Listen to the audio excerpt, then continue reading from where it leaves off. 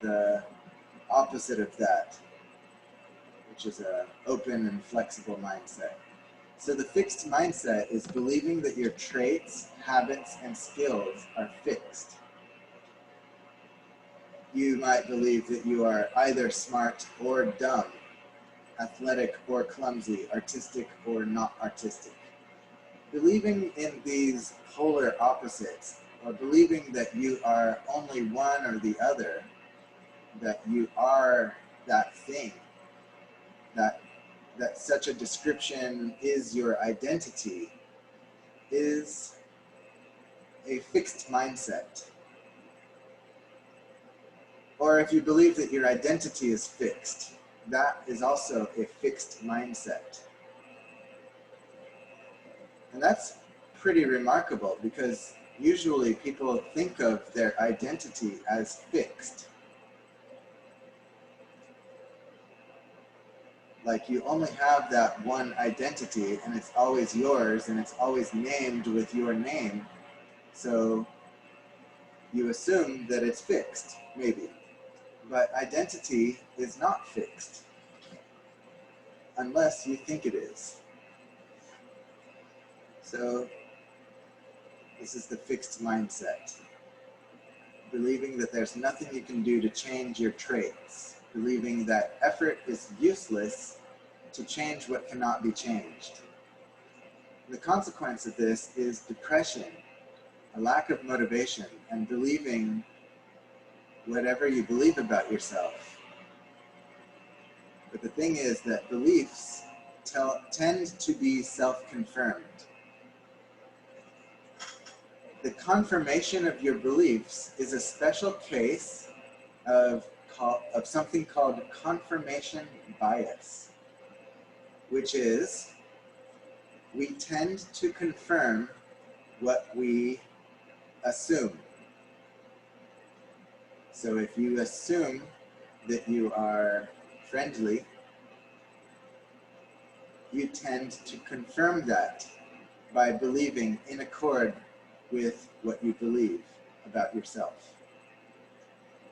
But if that's true, then your own identity, your beliefs about your identity control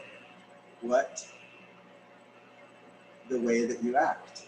So it's very interesting, this. I put a little picture of a corpse there because if you are not growing, you are dying. And if you think that you cannot grow, then that is descriptive of you.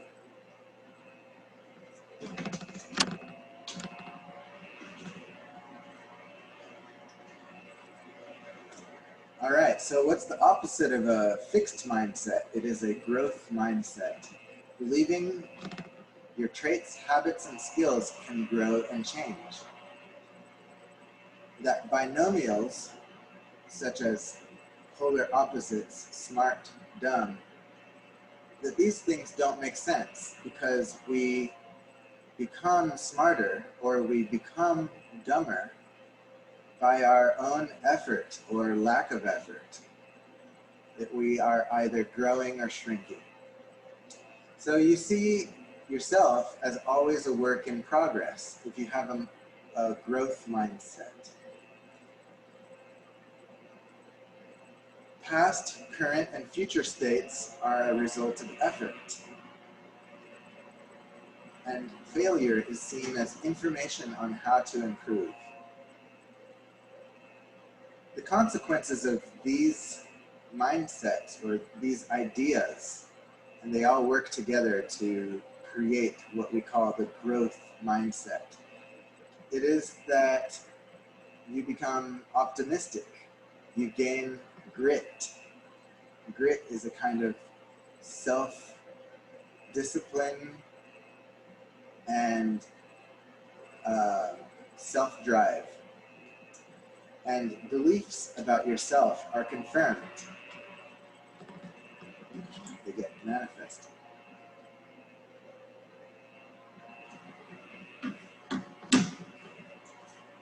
Next next slide. What is a trait?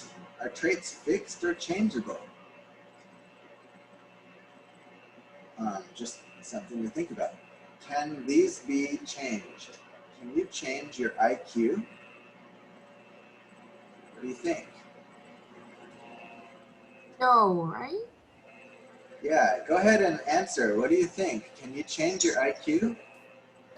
Not quite sure. Yes. Yes, you Yeah, we can. can. Skill we can. Yeah, Yup, you can, yup. right? Yes, but not so much.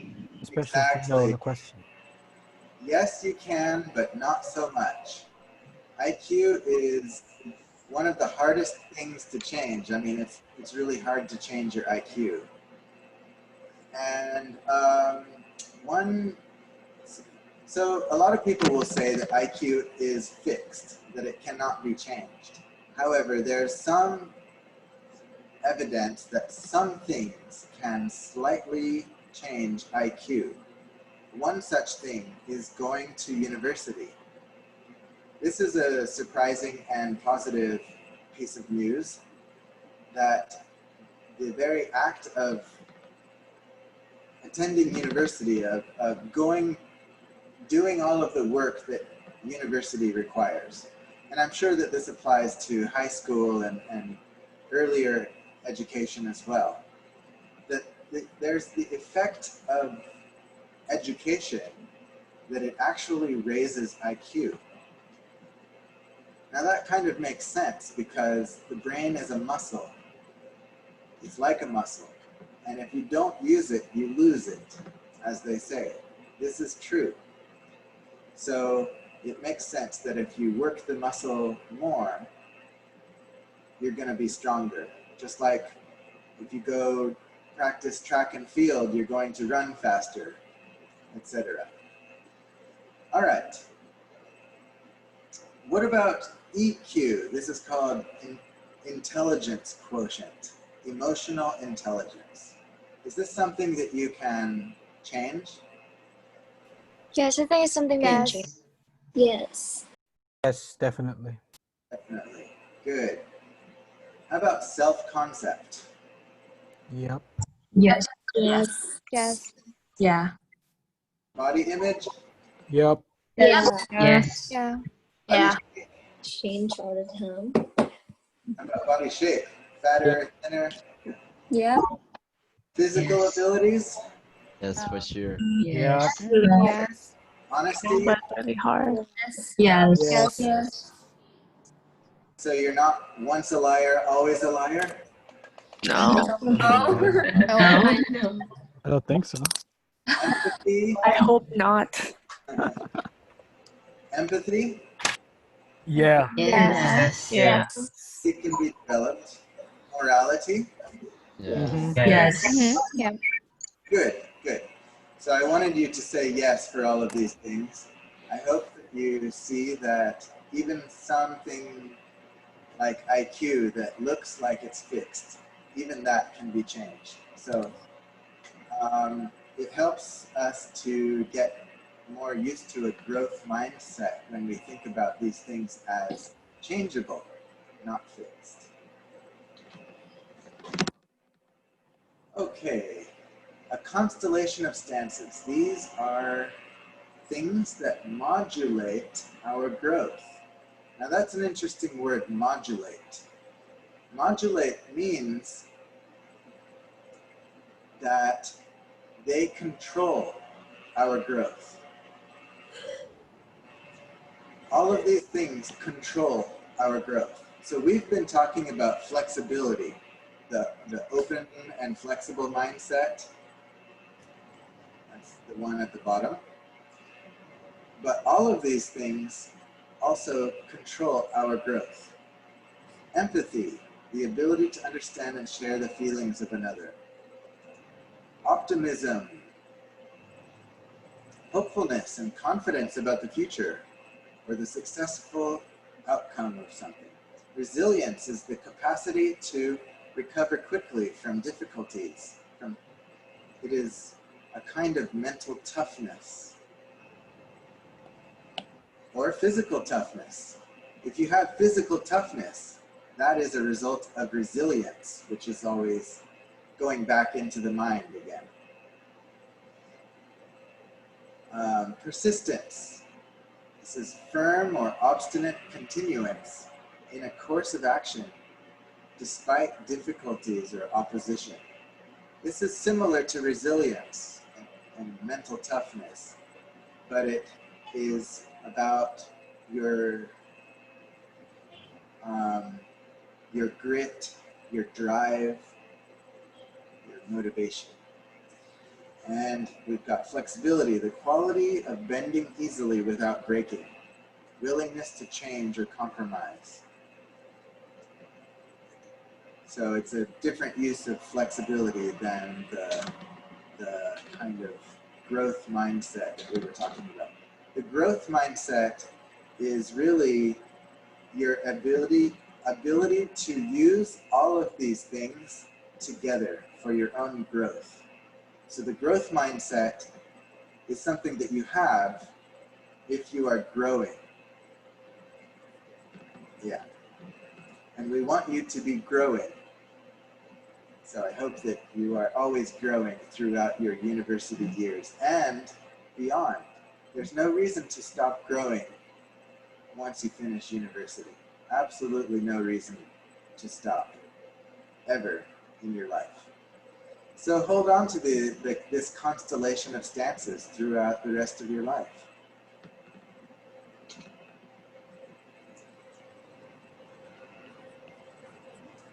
The authors of the book from which this lecture is developed, they found from their own research and their own witnessing and experience is that the whole constellation of stances was necessary in order to positively affect strategic pathways for short and long-term success.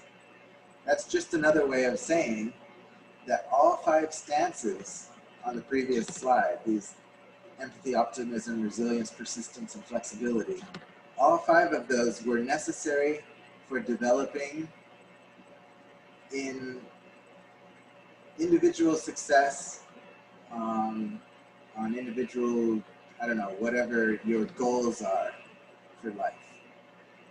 So developing 1 or 2 stances made little difference in the growth of the abilities, whereas developing the whole constellation together was critical for developing success, short-term and long-term success. So these stances, this growth mindset, which incorporates all of the 5 stances, is really key and integrated and basic for success. And they're called, these things are for modulating growth because they all control growth on their own and in combination. Now I want to give you a pre-test. So instead of writing it down on paper, there is a survey that's built into this first meeting. It's called a poll. So if you click on the poll button, find the polls, POLLS,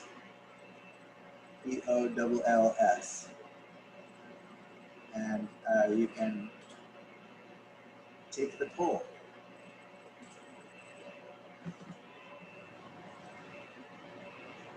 So please do that now.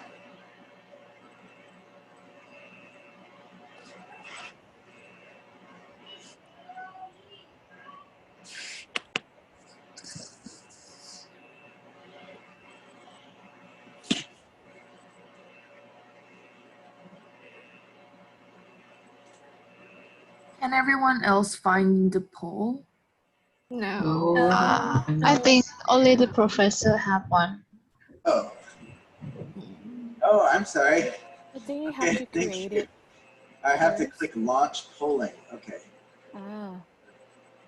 Okay, Okay, now got we can it. see it. Okay, I can see it. It's Sorry coming. about that. Okay, thank you.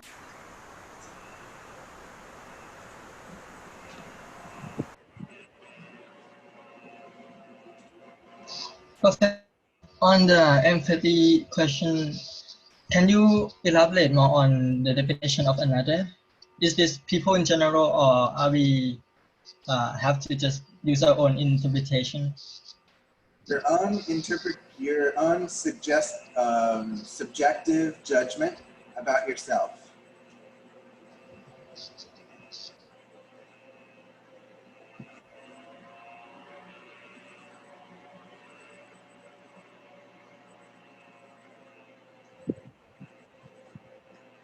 Here it says 1 to 10 rating, but I changed that to 1 to 5 rating.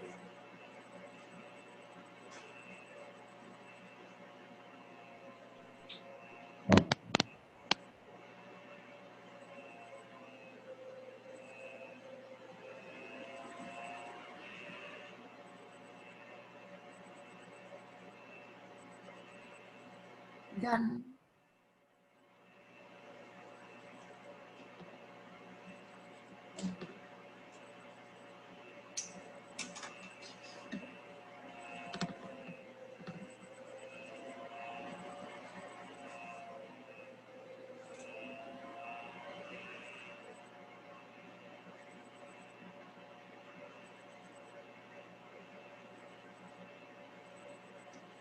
Does anyone want more time?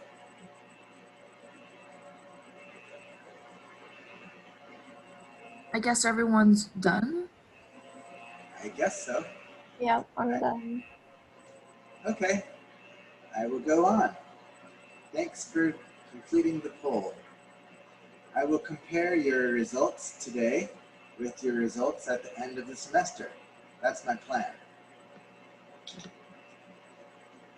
Okay, now I'm going on with the 5 stances, and I'll talk about each one in more detail. So, the first one, optimism. Optimism is illustrated here by comparing these or contrasting these 2 statements. Failures are permanent roadblocks to wait for others to fix. That's not optimism. Setbacks are temporary challenges to work through and overcome to grow. That is optimism. So by seeing and comparing these 2 statements, you get an idea of what optimism is. How might we lose optimism? And this happens. We from day to day, we gain and lose optimism. How does that happen? Well, by seeing pessimism modeled in other people around us, especially our friends and family, people that we're close with, we get influenced by them. So if you see pessimism modeled, then that will start to rub off on you if you are easily, if you get that from people. Another way is by being criticized when we fail. Because criticism, although it does point out, what we need to know, but it also teaches us not to try if we become embarrassed or our feelings are hurt. So sometimes that's how some people lose optimism. And another way is by experiencing a major loss or trauma, especially in childhood, which creates a strong fear. So all of these things could contribute to a loss of optimism, but we want to try to gain it or regain it. Now, how can we do that? Maybe by reframing failures as setbacks, just as I illustrated at the top of this slide. Also by seeing challenges as opportunities from which to grow skills and abilities. This is simply an optimistic outlook about issues and problems. They are not problems, they are challenges. They are opportunities to grow your abilities. And that third point, encouraging expressions of curiosity, creativity, and courage. from yourself and from others.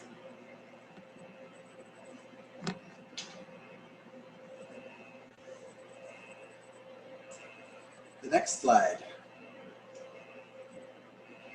Egypt 10 students, good point that they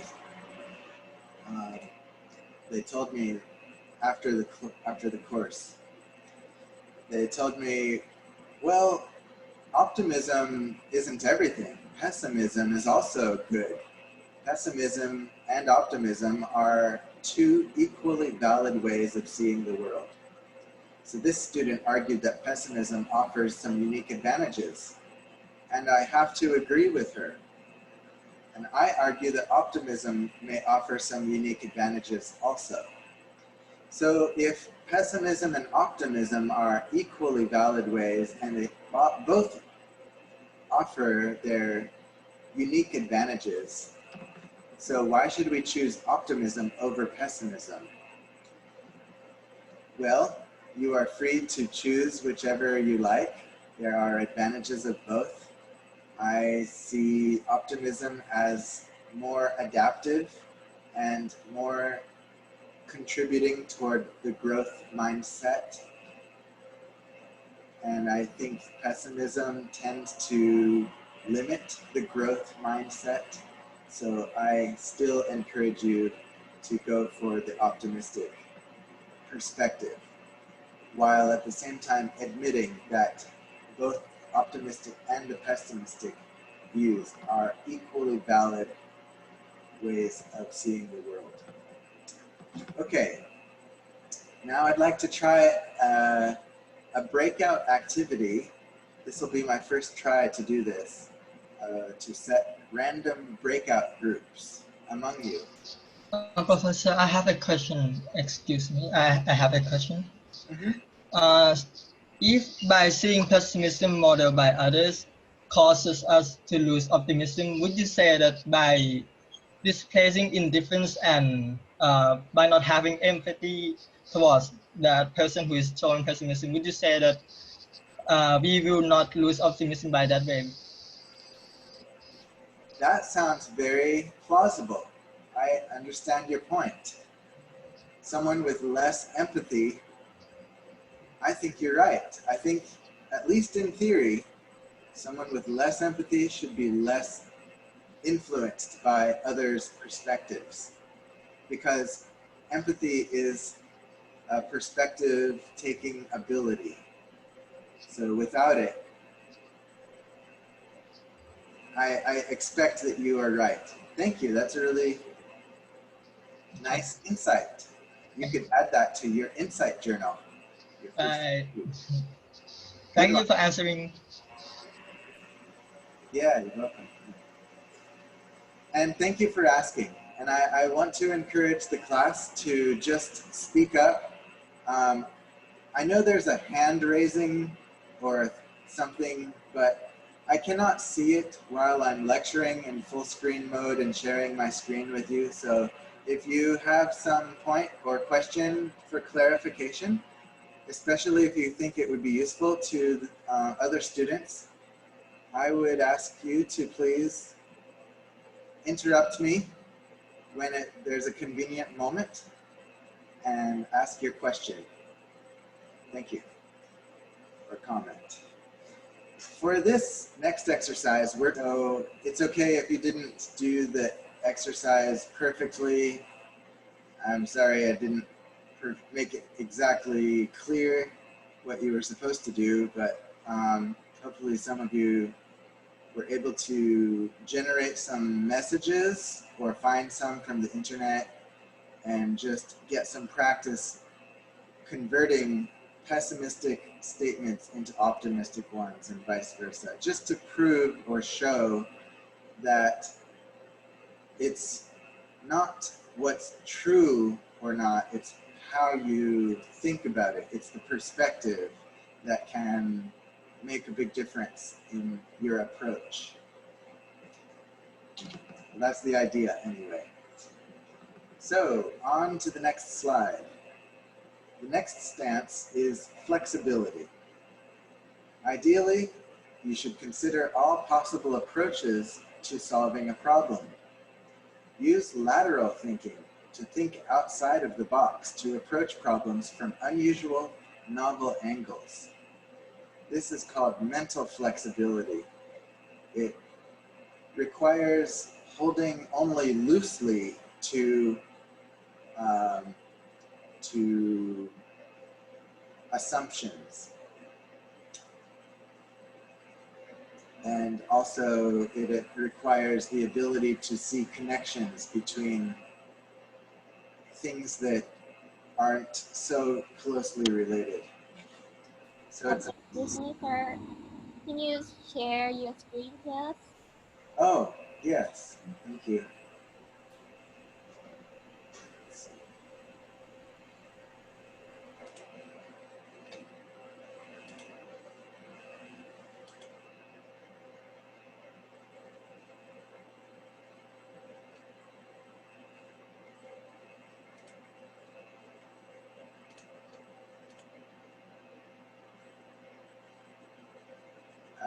Okay, can you see my screen?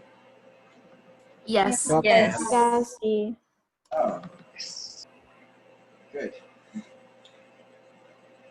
All right, so I was just talking about mental flexibility. That's one of the stances. All right. The next one is resilience. When you fall, you can stay there on the ground or you can get back up. What should you do when you fall off a bike? You should get back on the bike and keep riding. They used to say that about riding a horse. If you fall off of a horse, to get back on the horse right away and ride it. The idea is that if you don't get on right away, you will have learned your fear and you will not have overcome that learning immediately, which will make the fear harder to overcome later on. So the idea is when you fail, when you fall, don't delay, don't hesitate, just get right back up and keep trying. Same thing could be applied to a bicycle or a motorbike or even driving a car. What should you do when your relationship breaks apart? Should you give up on love, or should you find yourself and maybe love again? What do you think? Find a rebound. I think it Not depends. good. Yeah, you should find a new person. Discover yourself first. Yeah, I mean, I feel like you should like, yeah, Take, discover. take your time. Yeah. Take some time off. Take time. I like that. That's good. That Learn takes to love yourself before you learn others. Yeah. Yeah. By taking your time, you give yourself a chance to learn from the previous one. So I'd say that's good advice. Yeah. If you aren't experiencing failure, then you are making a far worse mistake. This is a quote by Catmull and Wallace. If you're not experiencing failure, then you're making a far worse mistake. You are being driven by the desire to avoid failure. You don't want to be driven by the desire to avoid failure. Failures are how you grow. When does growth happen? When you fall down or when you get back up? When can you get say back up, When you get back up. up. Yeah. up? Yes, anyone can fall down. Anyone can fail. That doesn't show growth. Growth happens when you start trying again, when you get back up. Who decides if you grow? yourself. When is it decided? When you're ready. Good answer. When you're ready is a great answer. Yeah. Persistence. Angela Duckworth called it grit. And that's her talks on grit. One of them is a TED Talk, and it's a nice TED Talk if you ever want to listen to it. She defines grit as staying with one's path, choosing to show up again and again, even in the face of setbacks. Persistence increases when you can see overcoming your challenges as having future impact on your community or society. That, basically, grit is motivation. And where does that motivation come from? It comes from believing yourself to have impact on society. And it comes from believing yourself capable of overcoming challenges. The challenge itself is either something to scare you away or something to attract you. Some people see challenges as attractive. It turns them on. It energizes them. Some people are bored unless they are challenged. Is that you? Maybe you're bored until you get challenged. And then once you're challenged, you're energized. So that is persistence. Persistence is seeing and being driven by challenges for purpose of improvement, self-improvement and community improvement. The next one is empathy. This is the last one. It is the ability to stand in other people's shoes, to see with their eyes and to feel with their hearts. That's a definition by Pink. Having empathy and social emotional competence, people deliver better care, they make better decisions, they experience greater joy, they have better relationships, and they probably have greater resilience. Are there any Thai descriptions or idioms for describing empathy? Yep. Speak in Thai. มาใส่ใจเรา เข้าใจเขาว่าใส่ใจเรา Yeah. Excellent. It can be said that none of the other stances matter without empathy. Another way to say that is, if you conquer the world but you don't have love, then it's all worthless. That's just a way, just my way of adding that the world would be a pretty gray, dark, and dreary place if there weren't any love in it. And perspective taking is a great way to connect with others and feel a connection with others. And we are social beings. You'll hear that in psychology all the time. We are social beings. Talking is thinking, using self-talk to manifest outcomes. I was going to have a 5-minute break at this point, actually. So let's have a 5-minute break now. And when we come back, we will continue on this slide. Okay. All right. Back in 5 minutes. Thank you.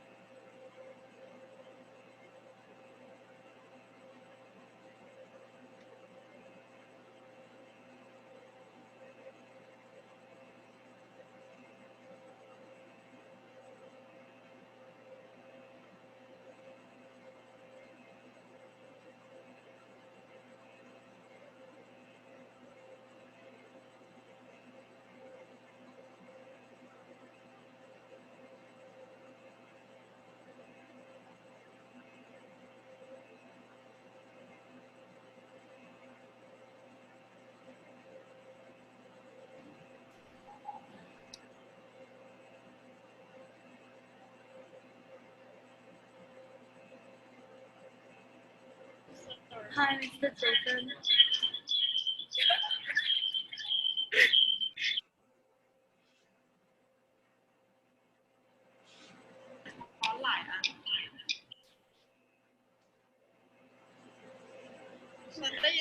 Do you have the headphones? Because when you speak like this, it's really fun.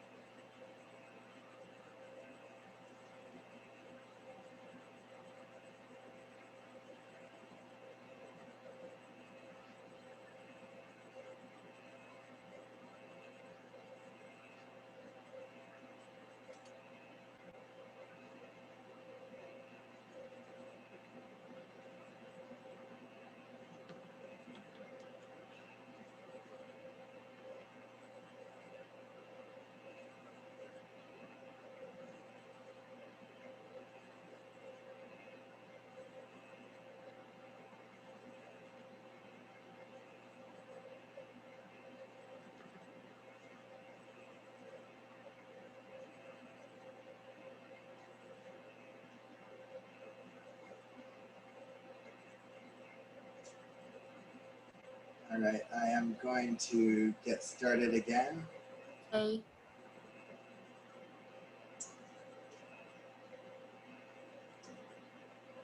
Okay, so we have finished talking about the 5 stances, and now I continue on a slightly different topic, but it is still related to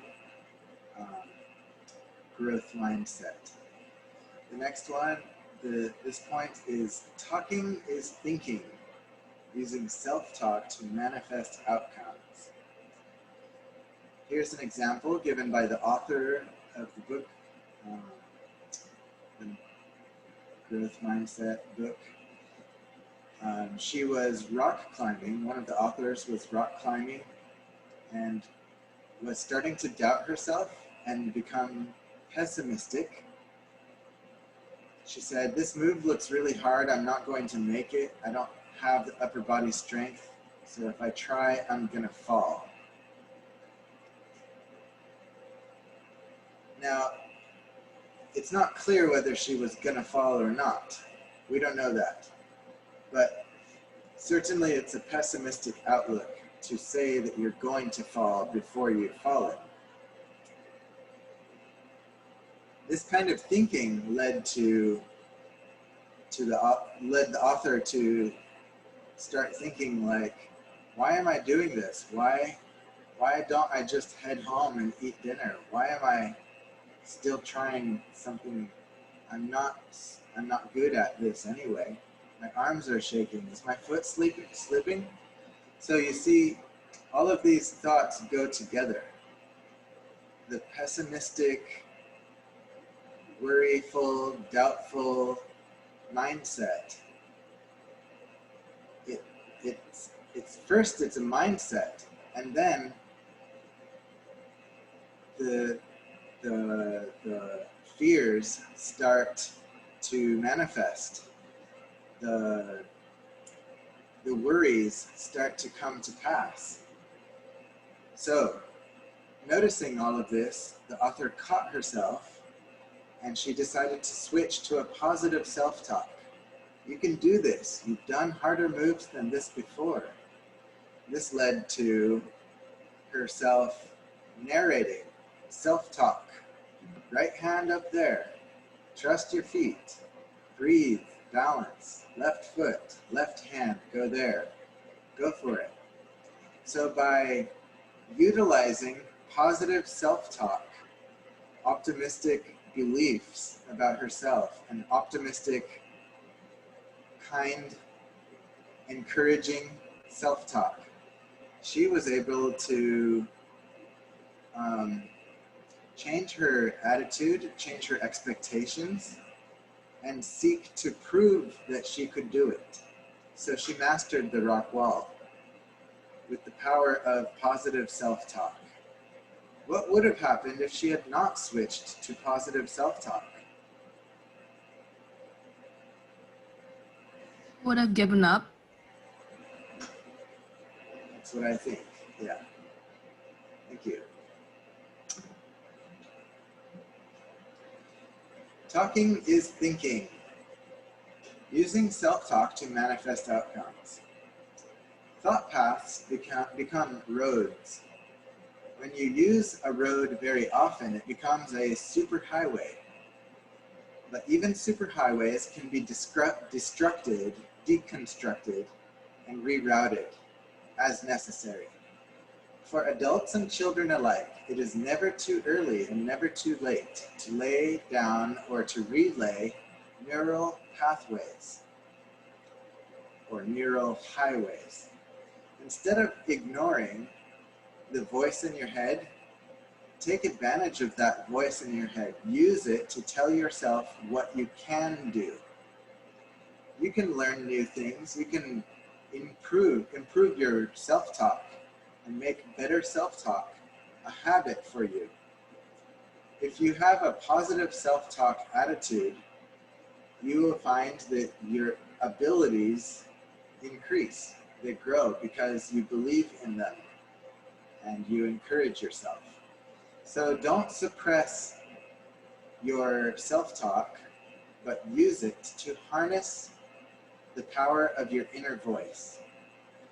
Now, there's no sense in harnessing the power of your inner voice if your inner voice is only talking negative. You can't do this, you can't do this. That would be self-defeating. So when I talk about harnessing the power of your inner voice, I'm also assuming this relies upon positive self-view and self-love. So if you have good confidence already, this is good, this is helpful. If you don't have good confidence, then try to manifest it. Try to use a positive voice in your head. Try to be optimistic with yourself about what you can do. Coach yourself, because you do listen to the voice in your mind. You do listen to yourself. So if yourself is telling you good things and believing in you, this can help you. It's kind of like you are pulling yourself up by your own bootstraps, which is just another way of saying you provide the rope that you climb up to get out of a hole. Sorry, I would like to know if there's a theory or if there's a study that like proves that positive self-talk like really works. That's a really good point. A good idea. I will try to look up a study that says that shows evidence of this. So I'm going to write a note to myself.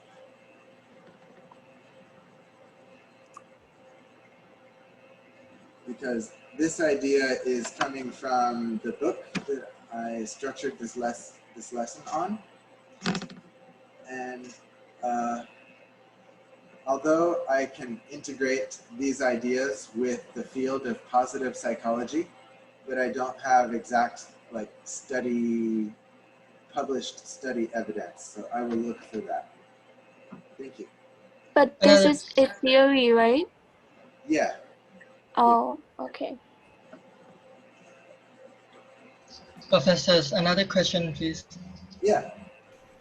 Are there any difference between self-talk mentally and using your vocal by speaking out loud? Are there any difference? I know that speaking out loud is like speaking in your mind, but can be more powerful. Because when you speak out loud, your thoughts, you can hear them with your physical ears as well as your own awareness. And hearing with your physical ears increases your awareness of that thought. It's like a feedback loop. So you become more aware of it by speaking it out loud. It's like it makes your voice louder. It can be more effective. Can I have another question? Mm-hmm. I want to know like why you're saying like having empathy, like can have like result in having greater resilience. It can result in greater resilience. Yeah, how is that? If we go back to resilience, let me flip back. It's like almost like on empathy.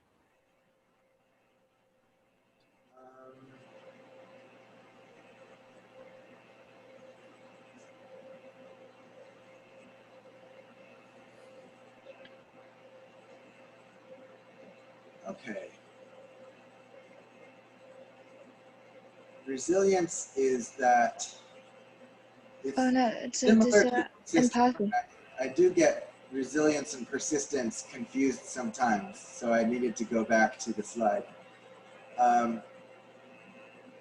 But they absolutely could be improved with positive self-talk. Sometimes you lack the drive to get up again, to try again. And resilience is about facing failure and getting back up. And that's because the desire to try again can be overcome by the fear of failure again. So sometimes self-coaching with your self-talk provides you just that extra push you need to get up and get going and try it again. Sometimes it helps if you remind yourself. I know it sounds weird that you have to remind yourself because you are one person, right? So what does it mean talking to yourself, and why is that even necessary? But sometimes we are not as singular as we think. Sometimes part of us wants to try again, and part of us is afraid to try again. And so by self-coaching, you might be able to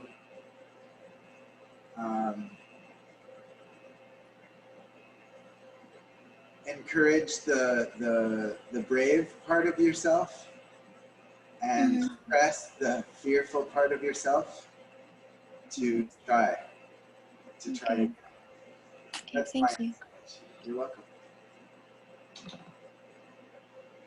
A few more words on failure. As mentioned, failure is not devastating, but fear of failure can stop trying. It stops growth. And failure should not be regretted. Sometimes we regret our failures because they're embarrassing to ourselves or because they hurt our self-confidence. But we should not regret our failures. If we think positively, optimistically, and positively, we should think that failures are simply lessons learned or lessons that we can learn from. So we should not regret a learning opportunity. We should see failure as feedback. We should see failure as something to stimulate reflection and inquiry. What went wrong? What did I do wrong? What did I do that contributed to the failure? What can I do differently? And we should see failure as an opportunity to produce experiences. So failure produces sadness, but it could also produce humor or hope, depending on your interpretation. So what that means, so the point there is failure is not necessarily negative. It's not negative, it's not positive, it's whatever you make it. It's whatever you interpret it. So you do have the freedom of interpretation of your own failures. Here I have the second bullet point. It says, ask another student to share a time when they reflected on a failure.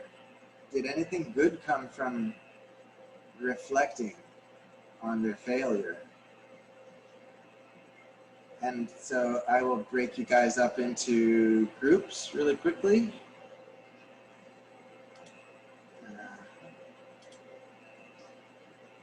Oh, I guess I'll just open all the rooms again, and you can go back to the rooms.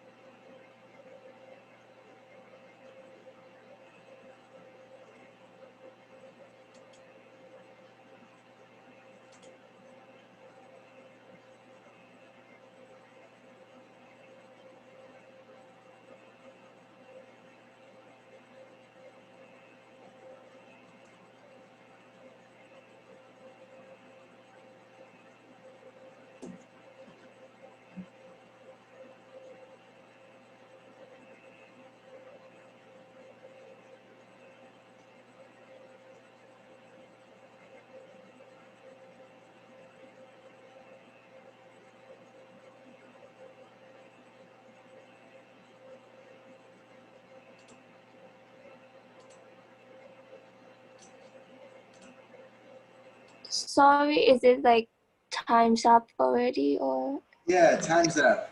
Yeah. That was was very fast. quick. Very fast. My group didn't even started talking yet. Should I give you? I could do that again. Breakout room. You guys probably just were getting going. I'm sorry. Okay, so Maybe a minute more. yeah. 1 do- or 2 yeah, minutes more. 2 minutes total, maybe? yeah.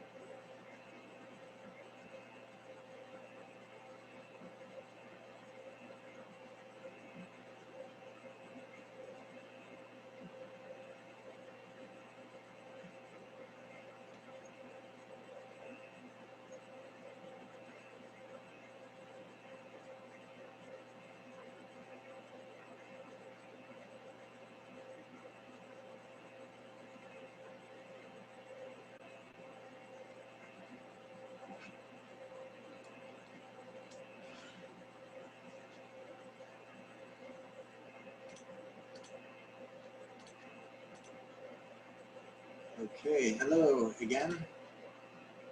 Hello. All right. Hello.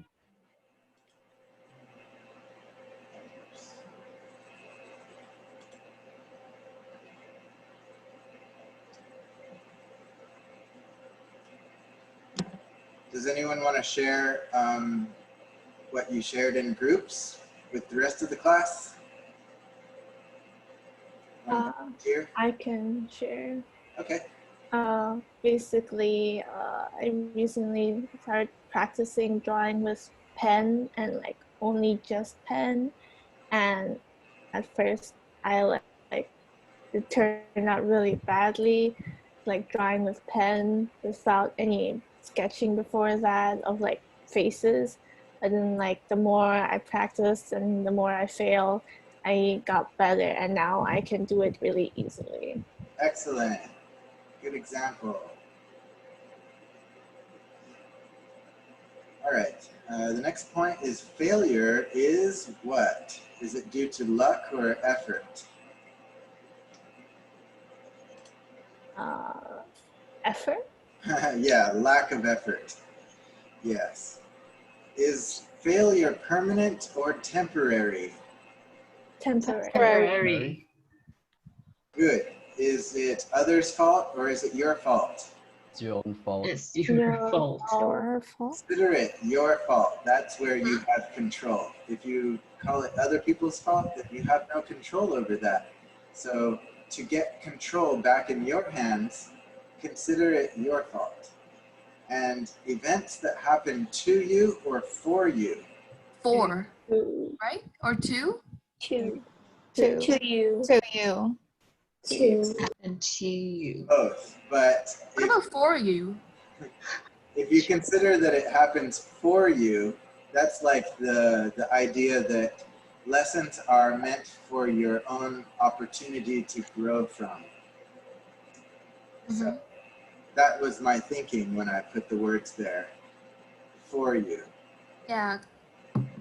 But yeah, I mean, events happen to you as well. It's not one or the other. The next time you fail at something, listen to your internal monologue. What are you telling yourself? Are you telling yourself, I failed because I'm no good at this? That's a fixed mindset. Or do you say, I failed because I didn't try hard enough. I failed because I didn't give it all of my attention, or something like that. So just a good idea to pay attention to your internal monologue to consider whether or not it is adaptive for you. Sorry, what is the difference between 2 and 4 again? Let's see. Events do happen to you, but a good way to look at it is that they happen for you. It's just a nice way to look at things. Oh, that thank they you. happen for you, for your benefit. So failure can happen for your benefit. We did the 5-minute break already, so I'll go on now to narratives. Narratives are the power to shape identity. So we want to recognize that power. Here's a quote. We are what we pretend to be, so we must be careful about what we pretend to be. I think that's very thought-provoking. The stories that we make are the stories that make us. We tell our stories, we keep our stories in our memory, in our heart, and we believe them, whether they are good stories or bad stories. And we don't question our stories enough. Our identities may be based on historical narratives or misperceived or misremembered. This happens a lot. They could be based on partial truths, on imagined truths, interpreted through the lenses of fear and doubt and lack of self-confidence. These poor perspectives can greatly influence the stories that we tell ourselves about ourselves. Pay attention to your own thought processes and get rid of negative and false beliefs and doubts and irrational fears. These things hold you down and they keep you from growing. This is all very positive, powerful advice for your own personal development. Self-development. Next slide, narratives, also called self-image and identity, because identity is captured, is influenced by your own narrative. The story about yourself, the story you believe about yourself. Our identities are formed by narratives. Parents narrate, which organizes our experience when we are children in social contexts, because social contexts are very difficult to understand when we are toddlers. We don't understand all of the rules, the human interpersonal rules. We don't understand how they work and what they are. So we look to our parents, our caregiver, to organize our experience when we're children. And so what do our parents do? They tell the story about how things happen and why they happen. The story organizes our experience as children. This co-construction of narratives, and it's a co-construction because it's partly the parent and partly the child. So it's co-constructed into a story of life, the child's life and everyone else's life. This co-construction of narratives functions to impart positive values, group culture, and individual identity. But this co-construction also creates fears, anxieties, prejudices, and restricted modes of being. So it's a double-edged sword. It's good and it's bad. It's necessary though. We have to have a narrative. We have to have a co-constructed narrative when we're young. We don't know how to interpret the world, so we depend on parents and others to help us construct a narrative, a working narrative of ourselves, our identity, to form it. When you next encounter a roadblock to your success, will you approach with hope or fear? Probably you will approach problems using the existing superhighway pattern of familiar thoughts that you have already built. Whether hopeful or fearful, based on your identity, your narratives, your autobiography, these are all things, different ways to say the same thing. But if you can build optimism into your thought patterns, then you can find the positive spin, and you can surround your life with optimism, resilience, persistence, flexibility, and empathy. If we do not have a mind that is used to hearing good news, we do not have the neural pathways to process such good news. This is a quote by Perry, and it is an application of psychological theory and evidence.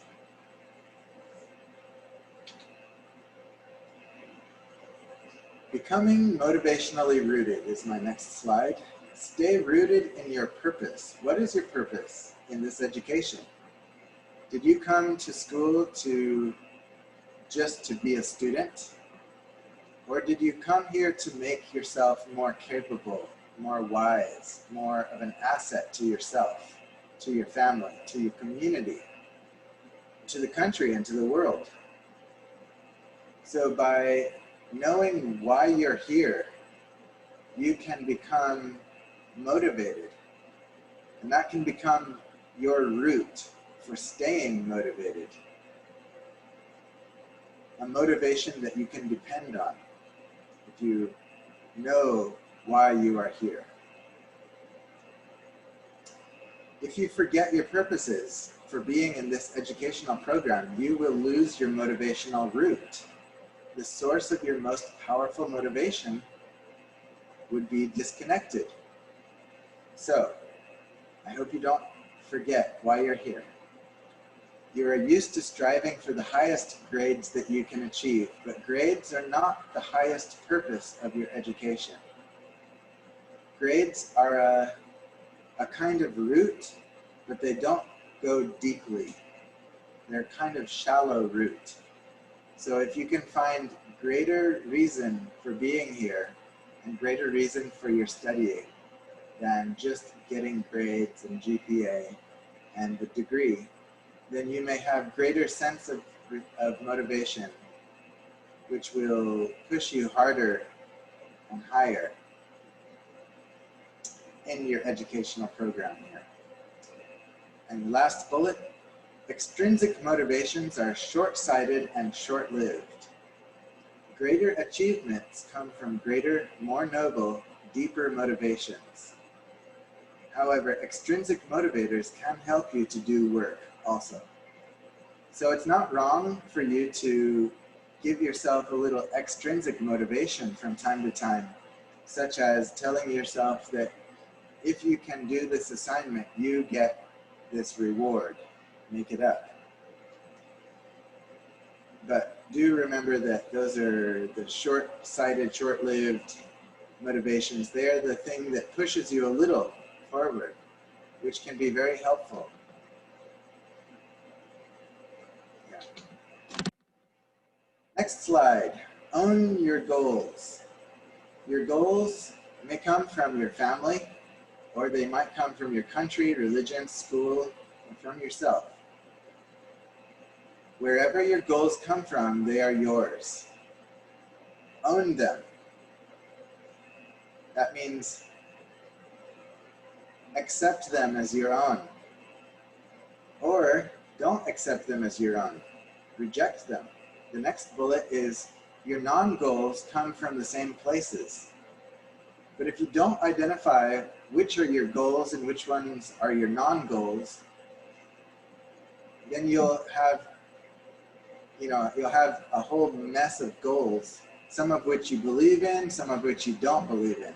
So I suggest you disown the goals that you do not want to go for, so that you do not hurt yourself trying to go for them. You don't make yourself feel guilty or ashamed that you didn't achieve some goal in the back of your mind that you actually don't even believe in.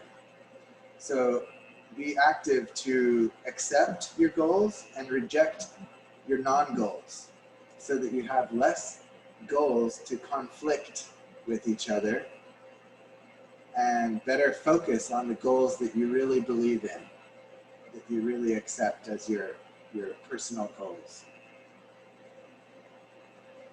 Failure is not reaching your goals. And neutral is not reaching your non-goals. So sometimes other people put a goal on you, like, see if you can do all your homework tonight before you go to bed. Maybe your mom or your dad says that. If you accept that as your goal, then that's fine, that's great. But if you don't accept it as your goal, then don't feel bad about it if you don't reach that goal. Only feel bad about the goals that you don't reach. I mean, your goals, your own personal goals, if you don't reach them. So I'm encouraging you to be decisive about whether you want something to be your goal or not. so that you don't feel guilty for failing to reach something that you don't even really care about. So how do you choose your goals? Now I ask you to talk in small groups for 1 minute. How do you choose which goals you really want to go for and which goals you don't want to go for? I'll create the breakout rooms again. All right, go to your rooms and discuss that question.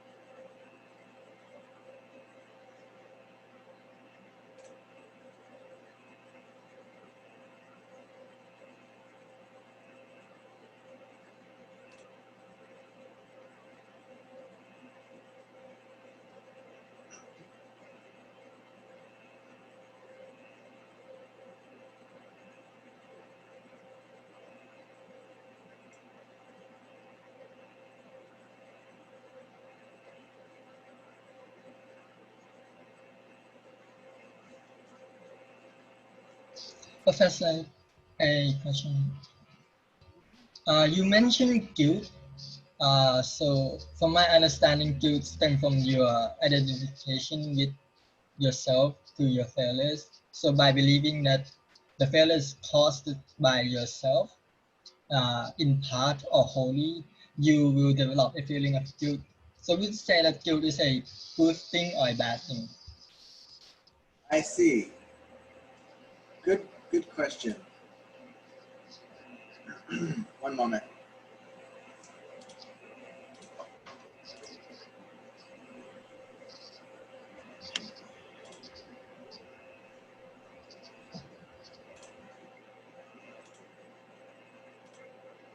Okay, so your question was if guilt stems from your belief that the failure is caused in part or mainly by yourself, would you say that guilt is a good or a bad thing?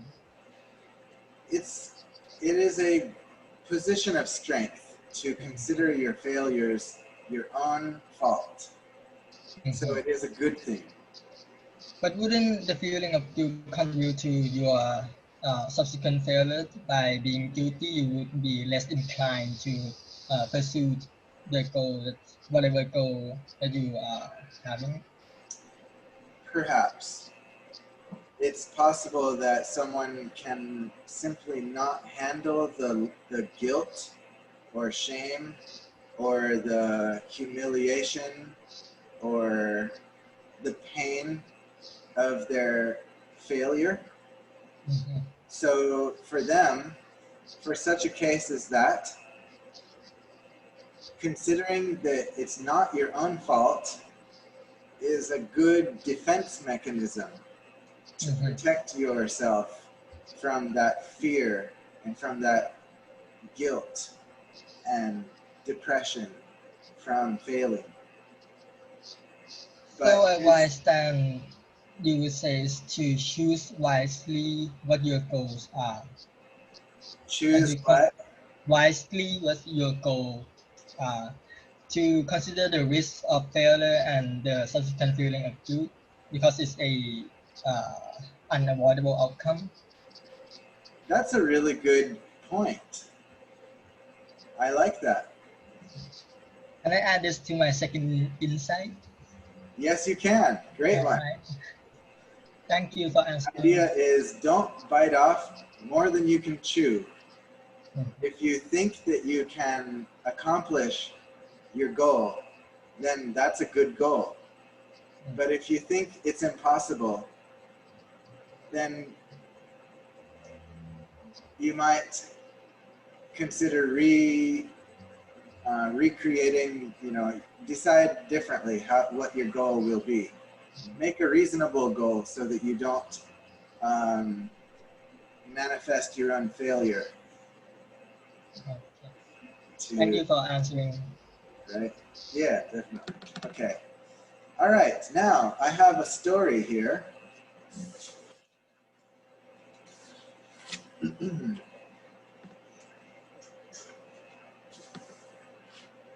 So I'm going to read this to you.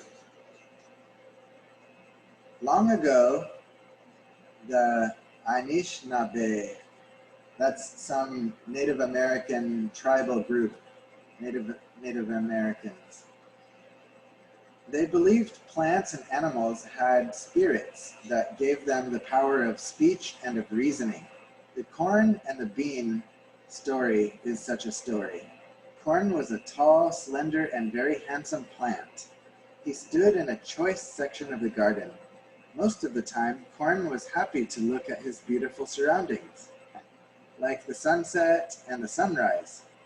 He loved to watch the animals as they scurried about their business. Sometimes he'd feel a little sad, although he didn't know why.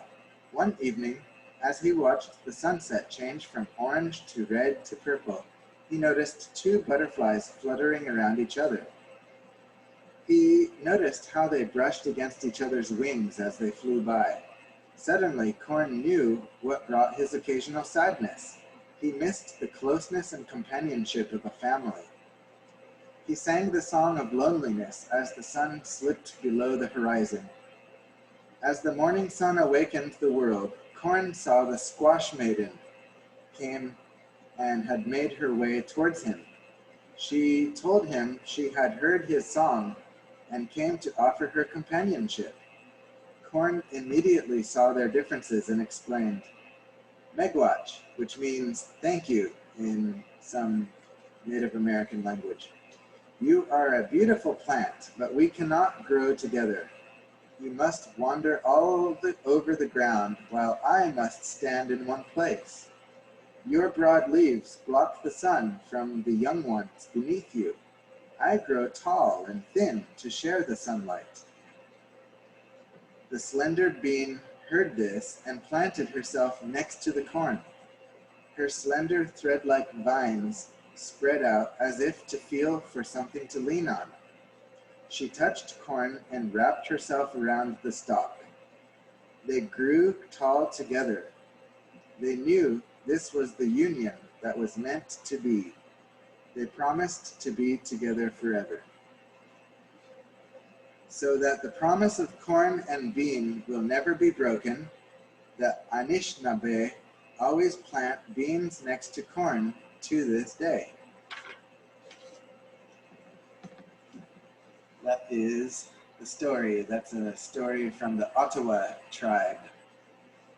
And I liked that story a lot and chose it because I thought that it illustrates nicely the concept of the 5 stances.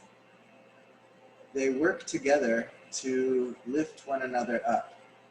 And if you only have one by itself and you don't try to work on the other 5 stances, you'll have limited success. So the idea is that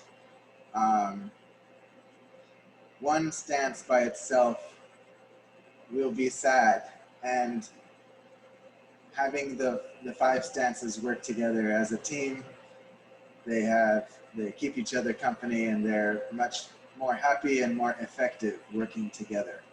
And here's a quote from my favorite movie series, The Matrix. And the quote is, "The only way to get there is together." And that's referring to the future. The only way to get there is together. So that is a growth mindset, that does depend on empathy and on working together. Hope you like the story. The next slide is on a personal growth challenge for you. I challenge you to develop your constellation of traits, starting now and actually not ending at the last class, but ending never. Just keep on developing your traits, your constellation of personal growth traits. Your stances affect what you see and know, and your beliefs about yourself, and in turn your motivation, your attitude, your energy, how hard and how much you try. This affects everything in your life. So when you know, when you have confidence, when you have faith in yourself, it is no longer a question of whether you have it. That's my inspirational little ending for that lecture. Now, as I often do, I have the last slide the last slide is a kind of assignment slide so that you know where your assignment is, what your assignment is. So I have three assignments here. One is a group narrative, and this is due today, hopefully by today. By 9 o'clock tomorrow morning at the latest, I want you to work in groups. That's the laboratory assignment, and I will show you more details about that assignment next. Can we choose? Huh? Can we choose our groups? No, I will choose them for you. So you will be submitting this assignment to me by email. There is my email address in case you need it.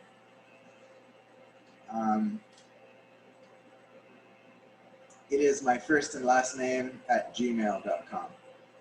So just have one person from each group send me your assignment. Number 2, select a book before next Monday.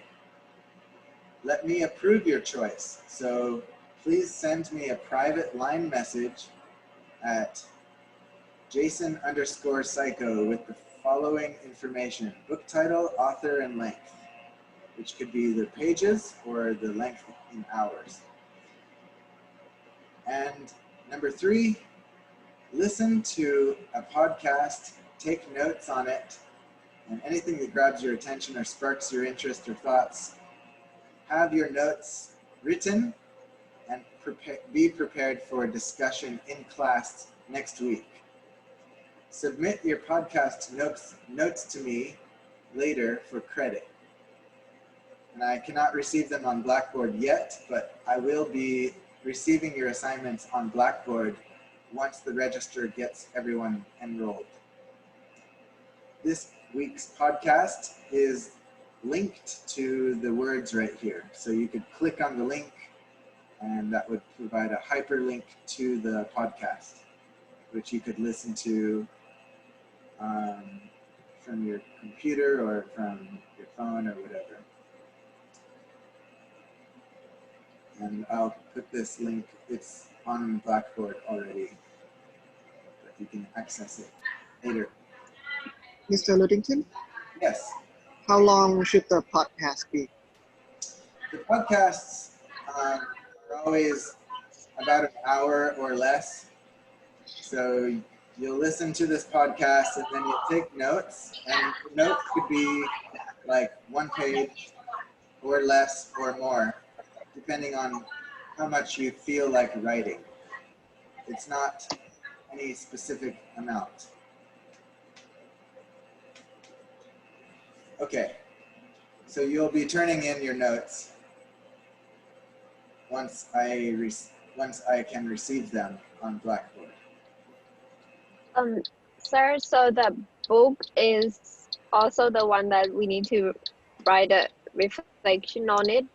Correct. Yes. So we got like a whole semester to finish the book? No, right? actually, it's due. The syllabus tells when the first book report is due.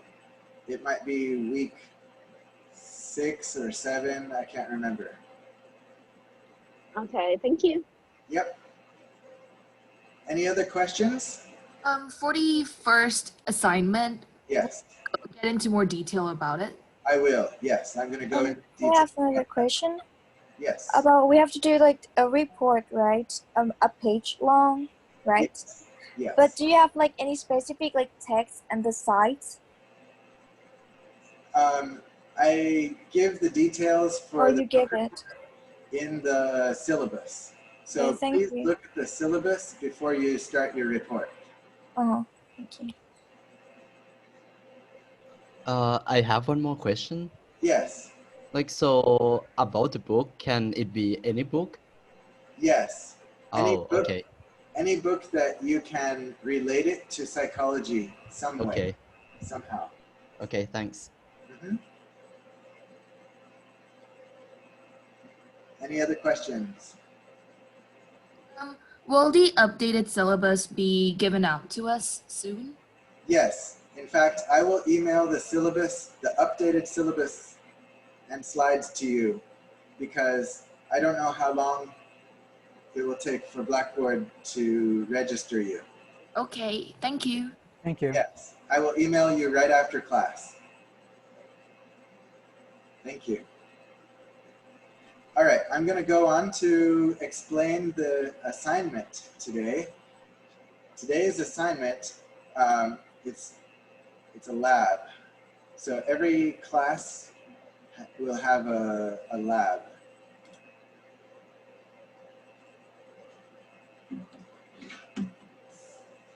And the lab assignment goes toward your laboratory percentage of the class, which is 20%.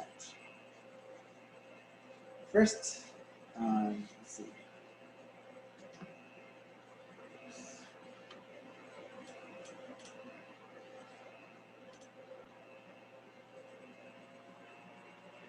This laboratory activity will not be sent to you. Well, yeah, I guess I could send this to you as well.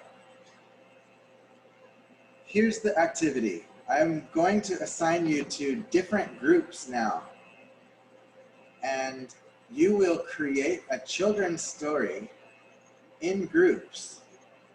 And you will provide a positive lesson on one or more of the stances. So you can imagine your audience as kindergarteners or first graders, or even younger. There will be 10 groups in our class. Since there are 70 students, each group will have about 6 or 7 students in it.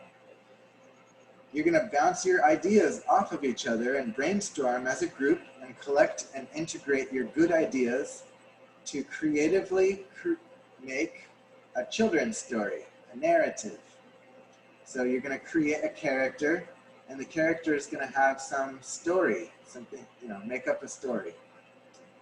Coordinate with each other, assign roles to each other, work together as a team, so that this short story is a team product. As a class, we could collate all of your stories together to form some constellation. I'm just thinking that this could be useful for some future purposes.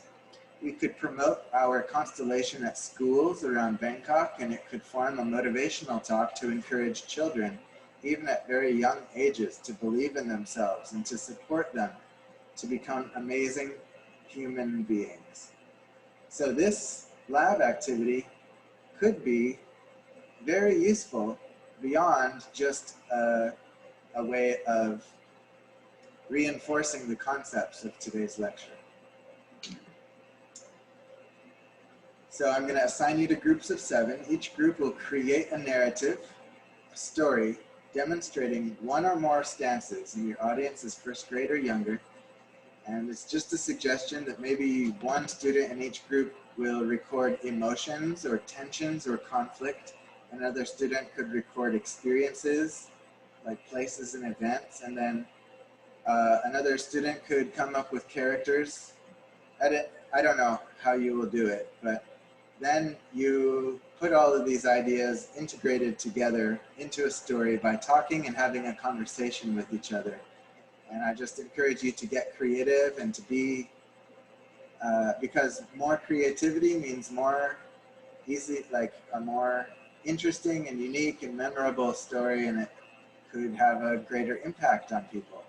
So I look forward to seeing what kind of creative stories you come up with.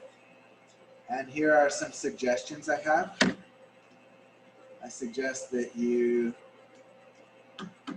your ending, restate the idea that you want children to hold on to.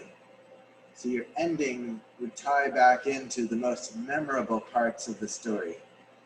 And I suggest keeping it short, because children don't have a large attention span, and the more basic your idea, I think the more powerful it can be.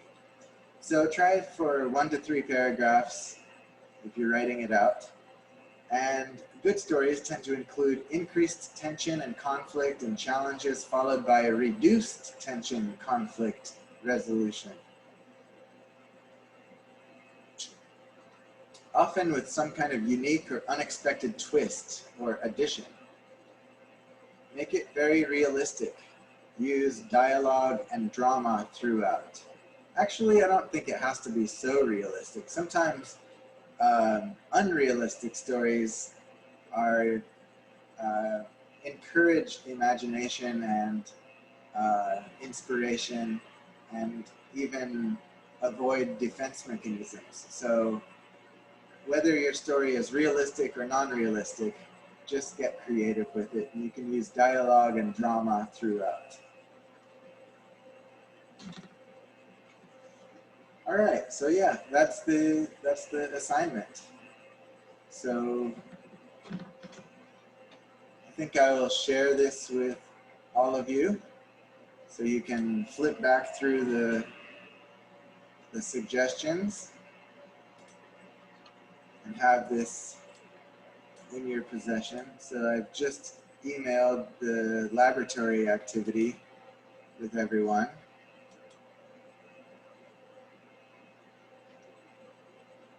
To everyone. So now, next I'm going to assign you to breakout rooms.